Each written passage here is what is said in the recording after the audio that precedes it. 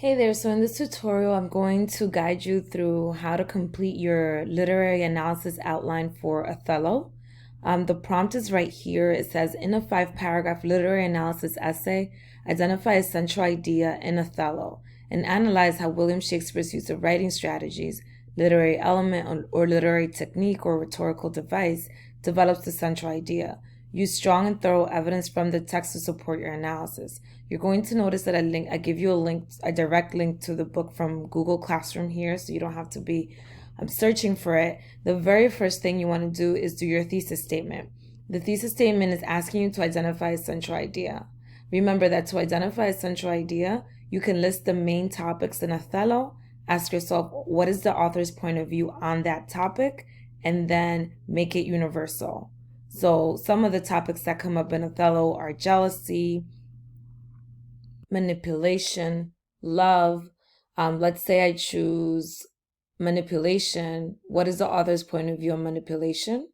Like, what do you think Shakespeare thought of that? So maybe like when a person is easily manipulated, they can act out of character, or manipulation, or if it's jealousy, maybe that William Shakespeare feels that jealousy is a very dangerous uh, feeling. It can make a person even take others' lives, or whatever. Um, or I wouldn't even go so far as to say take others' lives, because that's too specific, but like jealousy can corrupt a person, or jealousy can drive a person to act out of character. Whatever you decide is your thesis statement. Write it, your central idea, write it here. Remember that in order to write a thesis statement, you need to write the author, the text, or text author, doesn't matter what the order is. So in William Shakespeare's Othello, Shakespeare develops the central idea that, or the author develops the central idea that, and write your central idea. Then notice here how it has topic sentence 1, evidence, literary device, topic sentence 2, evidence, literary device, topic sentence 3, etc. In order to come up with these topic sentences, you need to give literary devices here, right? Because if you notice here, this stems for topic sentences. Transition, author uses literary device, right? But in order to know your literary device, you need to know your evidence, right? I always say hashtag evidence before device. If you don't know your evidence, you can't do this.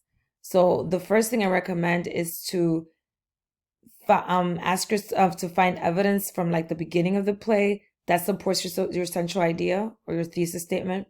Get evidence from the middle of the play, and get evidence from the end of the play that supports your thesis statement. Then once you get those pieces of evidence, identify, okay, what literary device do I see here? If you need ideas for literary devices, I provide some common literary devices here. Keep in mind that if you use tone or diction, I put a blank space here. You need to make sure you describe what type of tone or what type of diction it is. If you have trouble coming up with like a specific word that describes tone or diction, Google it. You can Google words that describe author's tone or words that describe diction, and you'll be able to get ideas. Everything else, you can just use whatever the literary device is. You don't need to say what type of flashback it is or what type of imagery it is, etc. Then once you get your literary devices and your evidence, then you can go back and do your topic sentence. So here's an example. I gave my central idea. Oh, I forgot to underline Othello. Not good. There it is. In William Shakespeare's Othello, the author uses various literary devices.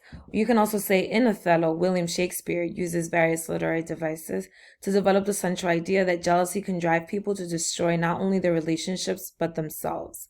And then my first piece of evidence that I took from, like, it's not the exact beginning of the play, but towards the beginning, and that's in Act 3, Scene 3, Iago tells Othello, "Oh, beware, my lord, of jealousy. It is the green-eyed monster which doth mock the meat it feeds on."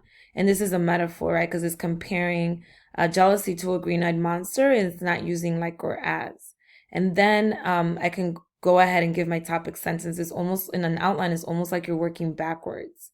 And then I can use one of these stems if I'm having trouble to come up with a topic sentence. Here are some possible transitions. If I'm doing topic sentence 1, it wouldn't make sense to say it wouldn't make sense to say additionally, right? Or lastly. So make sure you use the appropriate transition.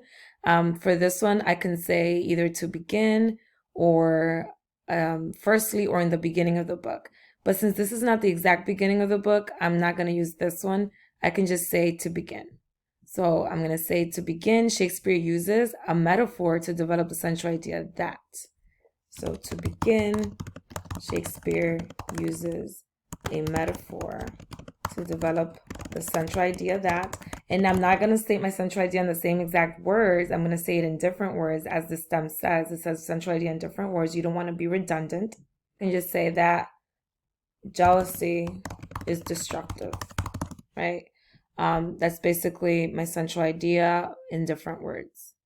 And then you do the same process for topic sentence 2 and topic sentence 3. Always do the evidence first, literary device, and then do the topic sentence. Because if you don't know the literary device, how are you supposed to do the topic sentence? If you don't know the evidence, how are you supposed to do the literary device? Evidence before device. You don't get dressed and then hop in the shower, right? You first you get in the shower, then you get dressed. Think of evidence as that shower and your literary device as getting dressed. You can't do this before you can do this. Once you have completed your outline, you can press turn in and you're ready to start writing your essay in tomorrow's class. You'll be saving a lot of time.